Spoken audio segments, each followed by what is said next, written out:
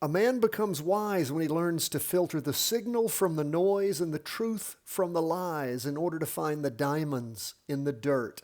My friend, that's what we try to do each and every day here at Charting Wealth. We appreciate you. We appreciate everyone being with us. We love coming to you each and every day, talking about what we see going on in these charts, helping you understand how to accurately follow price movement, because that's all that matters. You can listen to CNBC and Bloomberg and read the Wall Street Journal every day, all these things. The only thing that matters in the market, though, is can you track accurately price movement? Look how beautiful our charts are.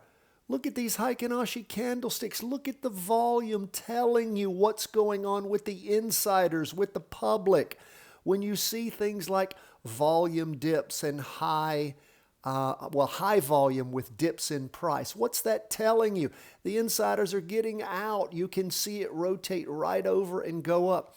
Practice trade these things. Learn to read these charts. The reason we are following the weekly charts is that's where the big money and the big moves are. We could get down here in the minutia, in the small charts, pennies. How about dollars or tens of dollars in movement? So again, that's what we're looking at. That's what we're doing. And it's so much easier, so much simpler to have big moves and not have to sit there all day long in your pajamas trying to figure out how to make a penny or two. So we want you to practice trade. We're not a stock calling service. We're an education firm.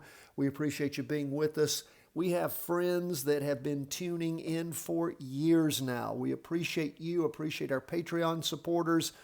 We just want you to learn how this works. If you appreciate what we do, consider supporting us at Patreon. All sorts of great stuff there. The first great thing you get is Options Made Simple, the Charting Wealth way. You want to learn about options? We've got a great training for free for our Patreon members at any of the 3 levels of support. Let's jump into these charts. Everything down for the day except gold.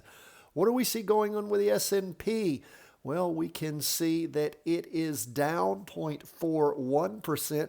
Look at what we see happening. We can see where it reached its most recent high. Let's see, we go back to the 2-day candle representing the 3rd and 4th of April.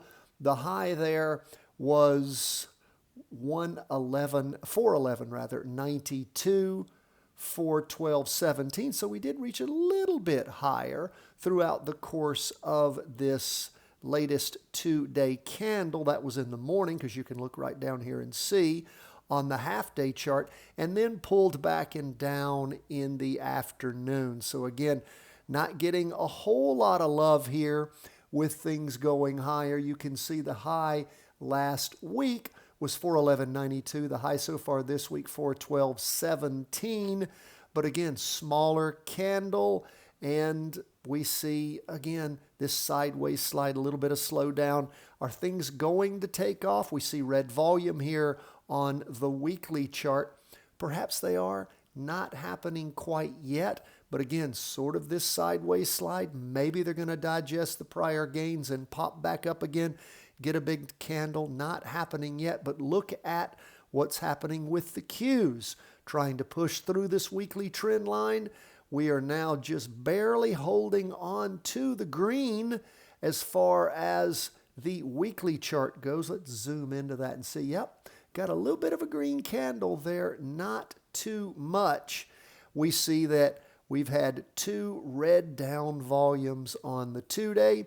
You can see in the morning where we had a higher than average with a doji, and consequently, as one would expect, price moving down further in the afternoon, passing through the weekly trend line. Doesn't matter, doesn't mean that we're going red just yet, but we are paying close attention to that.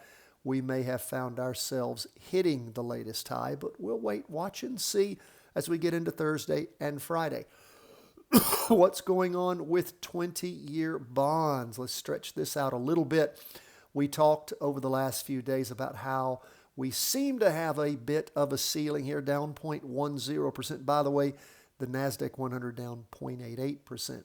So we see things down a little bit on bonds. We can see again on this 2-day chart trying to push through, has pushed through on the half day. Still green on the weekly, but weak. We will continue to keep an eye on things, and if we go red this week, then we'll know it. Now, let's look at gold. Gold was the only bright spot for the day, up 0.49%, but not hitting that high of last week. Volume is okay. We're already at Wednesday. We see where things are on the 2-day chart. It is going up. Again, this is just the first day of the latest 2-day candle. You can see up in the morning, losing a little bit in the afternoon, but gold going in the right direction. See if it's going to get up, push through that prior high of last week. Bitcoin, after 2 days of nice up movement, pulling back a little bit, down 1.31%. So again, waiting for Bitcoin to give us some better feel that it's going to actually, take up some of the slack and start moving in a more predictable manner, which has not happened so far. That is where we are, folks. Thank you so much for being with us. We always appreciate hearing from you. CW@chartingwealth.com. God bless, my friends. All the best from the whole team at Charting Wealth World Headquarters.